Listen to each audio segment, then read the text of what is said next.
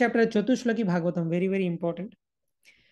তো চতুশ্লোকী ভাগবতম আলোচনা করার যে ব্যাকগ্রাউন্ডটা কিভাবে এটা হলো না, পরীক্ষিত মহারাজ এই কোয়েশ্চেন গুলো করলেন এবং সুখদেব গোস্বামী বললেন যে আমি ডাইরেক্টলি আমার নিজের মন থেকে অ্যান্সার দেবো না, সেম কোয়েশ্চেন ব্রহ্মাজি করেছিলেন গর্ভদকুশাই বিষ্ণুকে, গর্ভদকুশাই বিষ্ণু যে অ্যান্সার দিয়েছিলেন সেটাই দেবো। এবারে ব্রহ্মাজি গর্ভদকুশাই বিষ্ণুকে কখন করেছিলেন এই কোয়েশ্চেন গুলো? ব্রহ্মাজি যখন গর্ভদকুশাই বিষ্ণুর নাভিপদ্ম থেকে সৃষ্টি হয়েছিলেন তখন তিনি দেখলেন পুরো ইউনিভার্সে কেউ নেই, আমি একা। তিনি সাউন্ড শুনতে পেলেন, তপ তপ, অর্থাৎ কেউ তাকে তপস্যা করতে বলছে। সমুদ্রে গর্ভদক্ষ সাগরে যে বিভিন্ন ঢেউ তারা একে অপরের সাথে কোলাইড করছে আর তপ তপ সাউন্ড আসছে। তো সেখান থেকে ব্রহ্মাজি তপস্যা করা শুরু করলেন, তপস্যাতে পারফেকশন অ্যাটেন্ড করে গর্ভদকুশাই বিষ্ণু তাকে দর্শন প্রদান করলেন এবং বৈকুণ্ঠ ধামের দর্শন পেলেন ব্রহ্মাজি। তো এই অবস্থাতে যখন ব্রহ্মাজি গর্ভদকুশাই বিষ্ণুকে দেখতে পাচ্ছেন, সেই অবস্থায় ব্রহ্মাজি কিছু কোয়েশ্চেন করেন এবং গর্ভদকুশাই বিষ্ণু তাকে অ্যান্সার দেন। চারটে প্রশ্ন, চারটে answer, this are called Chatushloki Bhagavatam, very very important. তো ব্রহ্মাজির প্রথম কোয়েশ্চেন যে হে ভগবান, তোমার যে মেটেরিয়াল এবং স্পিরিচুয়াল ফর্মস রয়েছে, অর্থাৎ বিভিন্ন অবতারে বিভিন্ন যে রূপ নিচ্ছ, বিভিন্ন পুরুষ অবতারদের রূপ, লীলাবতারদের রূপ, সেগুলো সম্বন্ধে বর্ণনা করো। পরীক্ষিত মহারাজও এই কোয়েশ্চেন করেছিলেন। পরীক্ষিত মহারাজ কোন শ্লোকে এই কোয়েশ্চেন করেছিলেন এবং ব্রহ্মা এই এই শ্লোকে এই কোয়েশ্চেন করেছেন সেটা বর্ণনা করা আছে। এবং ব্রহ্মাজি আরো জিজ্ঞেস করেছেন যে ভগবান, তোমার যে বিভিন্ন শক্তি সেগুলো কিভাবে কাজ করছে এবং তুমি সেই বিভিন্ন শক্তি দিয়ে কিভাবে লীলা করছো, থার্ড কোয়েশ্চেন। ফোর্থ কোয়েশ্চেন হচ্ছে যে ভগবান, আমি তোমার দেওয়া যে সেবা সেটা করতে চাই, তার জন্য আমাকে আশীর্বাদ করো। এটা কোয়েশ্চেন নয়, এটা একটা রিকোয়েস্ট, আশীর্বাদ করো যে আমি যেন গৌণ সৃষ্টি করতে পারি, তুমি আমাকে যে কাজটা দিয়েছো। তো ভগবান এই চারটা কোয়েশ্চেনের অ্যান্সার দেন। তো প্রথম কোয়েশ্চেন যে ভগবানের রূপের সম্বন্ধে বর্ণনা করতে বলেছেন। তো গর্ভদকুশাই বিষ্ণু তিনি হচ্ছেন বিষ্ণু, গ্রেটনেস অ্যাসপেক্ট ভগবানের।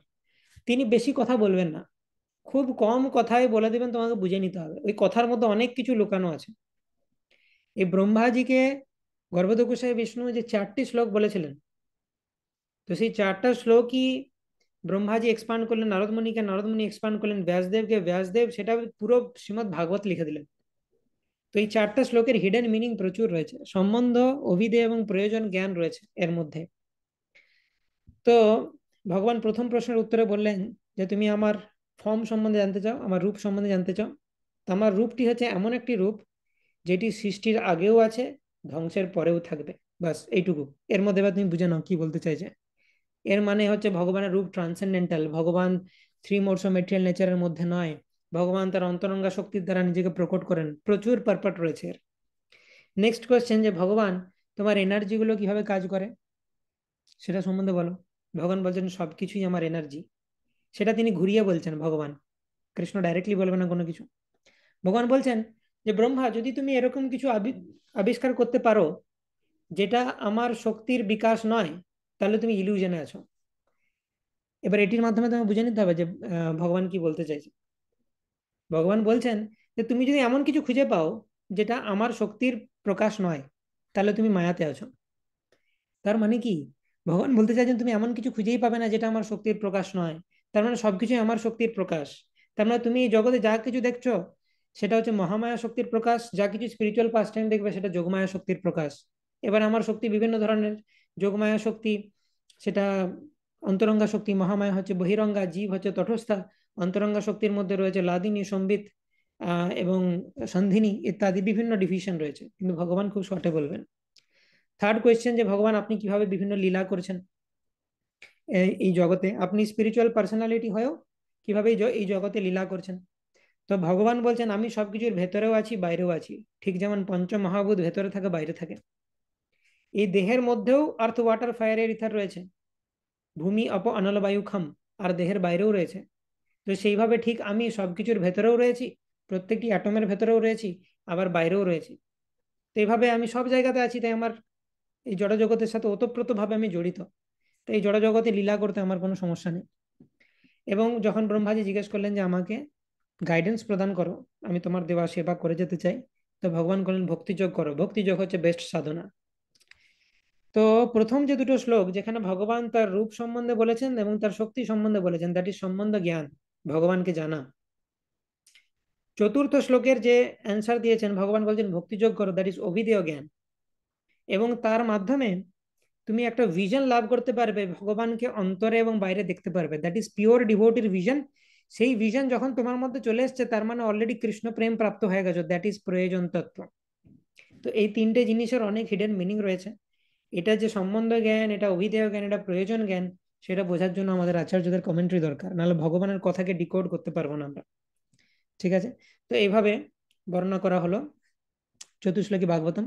আমরা একবার জাস্ট রিসাইড করে নেবো ভগবানের বলা চারটে শ্লোক, সেটা রিসাইড না করলে এটা কমপ্লিট হচ্ছে না আমাদের সেকেন্ড ক্যান্টো ডিসকাশন। তো ভগবান কোন কোন শ্লোকে অ্যান্সার দিয়েছেন? 29, 33, 34, 35, 36। ঠিক আছে, তো সেকেন্ড ক্যান্টো চ্যাপ্টার 9, ভার্স নম্বর,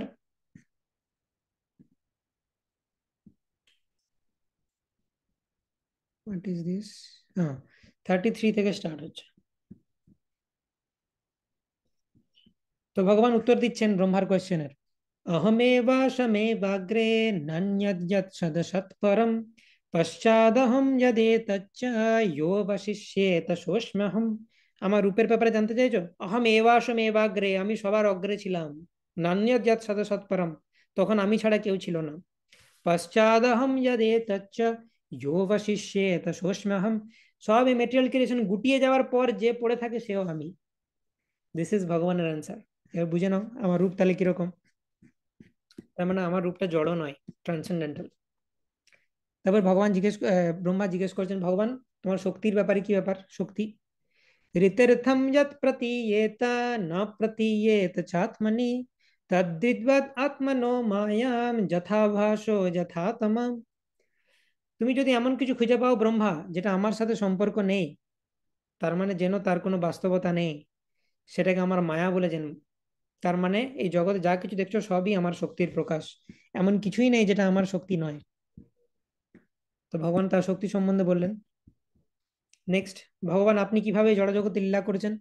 যথা মহন্তি ভূতানি ভূতেষু চ্যাবচেষ্মনো প্রবিষ্টন্য প্রবিষ্টানি তথা তেষু ন তেষ্মহম। তো ভগবান বলছেন আমি এর মধ্যে আছি, আবার এর মধ্যে নেই। ইফ ইউ রিমেম্বার ভগবদ গীতা, ভগবান 9th চ্যাপ্টারে বলছেন যে, ওকে সো রিসাইড করতে পারি আমরা, ভগবদ গীতা চ্যাপ্টার 9 ভার্স নাম্বার 4, 5 এইগুলো। मया ततमिदं सर्वं जगदव्यक्तमूर्तिना मत्स्थानि सर्वभूतानि न चाहं तेष्वस्थितम्। অর্থাৎ আমি সব জায়গায় অব্যক্ত হয়ে আছি, মানে আমি সব জায়গায় বিস্তৃত আছি, কারণ ভগবান হচ্ছে অল পারভেডিং, সব জায়গায় তিনি রয়েছেন। মৎস্থানি সর্বভূতানি ন চাহম তেষ অবস্থিত, আমার মধ্যে সমস্ত জগৎ রয়েছে, সমস্ত জীব রয়েছে, কিন্তু আমি সেই জগতের মধ্যে নেই। এটা হচ্ছে ভগবদ গীতা 9.4। 9.5-এ বলছেন ন চ মৎস্থানি ভূতানি পশ্য মে যোগমৈশ্বরম ভূতভৃন্ন চ ভূতস্থ মমত্মা ভূত ভাবনাম। আমার মধ্যে এই জগৎ আর সমস্ত জীব নেই। তো ভগবান বলছেন একবার যে আমার মধ্যে সমস্ত জীব আর জগৎ রয়েছে, আবার বলছেন আমার মধ্যে সমস্ত জীব জগৎ নেই। একবার বলছেন আমি সমস্ত জীবের মধ্যে রয়েছি, আবার বলছে যে আমি সমস্ত জীবের মধ্যে নেই। What is this? এটার মানে হচ্ছে, এটা আমরা তখন আলোচনা করেছিলাম যখন ভাগবত গীতা আলোচনা করেছিলাম এই ভার্সটা। তো এটার মানে হচ্ছে যে দুটোই ঠিক, ভগবান সবকিছুর মধ্যে রয়েছে এবং ভগবান সবকিছুর মধ্যে নেই, এবং সবকিছু ভগবানের মধ্যে রয়েছে, সবকিছু ভগবানের মধ্যে নেই। আমরা যদি মহাবিষ্ণুর কথা ভাবি, সমস্ত জগৎ তার মধ্যে রয়েছে। আবার যদি আমি গোলক বৃন্দাবনের কৃষ্ণের কথা ভাবি, তিনি এই জগতের থেকে অনেক আলাদা, এই সমস্ত জগৎ তার মধ্যে নেই। আবার ভগবান সমস্ত জীবের মধ্যে রয়েছে, ক্ষীরোদকোষাই বিষ্ণু রূপে। আবার যদি আমরা ভাবি গোলক বৃন্দাবনের কৃষ্ণ, তিনি এই জগৎ থেকে পৃথক, তিনি এই জগতের সাথে খুব একটা ইন্টারাক্ট করেন না। তো এইভাবে দুটো জিনিস সাইমালটেনিয়াসলি কারেক্ট। তো এটা গর্ভদোষাই বিষ্ণু ব্রহ্মাকে বোঝাচ্ছেন। ঠিক যেমন পঞ্চমহাভূত দেহের ভেতরেও রয়েছে, বাইরেও রয়েছে। প্রবিষ্টানি অপ্রবিষ্টানি, দেহের মধ্যেও আছে বাইরেও আছে, অথচ আবার পৃথক রূপে রয়েছে। আমাদের গোটা দেহটায় পৃথিবী, জল, অগ্নি, বায়ু, আকাশ দিয়ে তৈরি। আবার অগ্নি পৃথকভাবে আছে, পৃথিবী পৃথকভাবে আছে, বায়ু পৃথকভাবে আছে। তো ঠিক সেরকম ভাবে আমি এই সৃষ্টির সাথে ওতপ্রোতভাবে জড়িতও বটি, আবার আমি এই সৃষ্টি থেকে পৃথকও বটি। এই দুটো ইনকনসিভেবল জিনিস একসাথে যুগপৎ ভাবে ভগবান সাধন করে থাকেন। সেই জন্য ভগবান হচ্ছে অচিন্ত, অচিন্ত ভেদাভেদ। এই জগতের সাথে তার ভেদও রয়েছে, আবার অভেদও রয়েছে। তো সেটা অচিন্ত ভেদাভেদ তত্ত্ব বর্ণনা করে দিলেন। এবং লাস্টে ব্রহ্মাজি জানতে চাইছেন যে আমাকে একটু আশীর্বাদ করুন। তো তখন বলছেন, এতবাদেব জিজ্ঞাসম তত্ত্ব জিজ্ঞাসুনাত্মনঃ অন্বয় ব্যতিরেকাভ্যাম যৎসৎ সর্বত্র সর্বদা। ভগবান এখানেও টুইস্টেড, এখানে ডাইরেক্টলি বলে দেননি তিনি যে ভক্তিযোগ করো। ভগবান বলছেন যে কেউ যদি পরমার্থের ব্যাপারে ইন্টারেস্টেড হয়, এত দূর পর্যন্ত জিজ্ঞেস করা উচিত তার। এতবাদ এভা জিজ্ঞাসম তত্ত্ব জিজ্ঞাসুনাত্মনঃ, মানে তোমাকে আমি যে জ্ঞানটা দিলাম আজকে, এই পর্যন্ত সে যতক্ষণ না জানছে তার চেষ্টা করা উচিত। ঠিক আছে, এরপরে এই পর্যন্ত জানতে গেলে তোমাকে ভক্তিযোগ করতেই হবে, না হলে তুমি এত ডিপ নলেজ পাবে না। তো সেইভাবে ভগবান বলছেন যে তোমাকে এই পর্যন্ত জানতে হবে, এবং সেটা জানার জন্য ভক্তিযোগ অবলম্বন করতে হবে। সেটা ভগবান অন্য জায়গায় বলেছেন, কিন্তু গর্ভোদক গোসাই বিষ্ণু তিনি খুব ডিটেলসে সবকিছু বলবেন না, কারণ তিনি ব্রহ্মাজির উপর ছেড়েছেন যে তুমি ডিকোড করবে আমার কথাগুলো। তো এইভাবে কৃষ্ণ বা গর্ভোদক গোসাই বিষ্ণু রূপে তিনি ব্রহ্মাকে বললেন, ব্রহ্মা নারদকে বললেন, নারদ ব্যাসকে বললেন, ব্যাস সুখদেব গোস্বামীকে বললেন, সুখদেব গোস্বামী পরীক্ষিতকে বলছেন। এইভাবে ভাগবতের যে পরম্পরা সেটা চলছে।